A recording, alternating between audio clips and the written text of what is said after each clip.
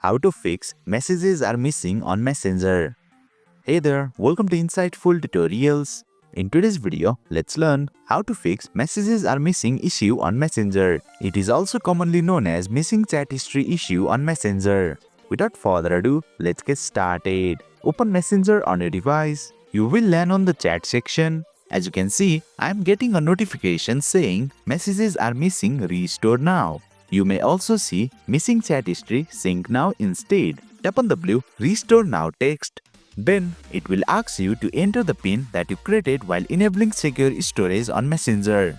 Simply enter that PIN, but if you have forgotten it, then you can watch my tutorial on how to reset PIN password on Messenger. I have provided the video link in the card section and description below. Once you have entered your PIN, all the missing messages and chat history will be restored.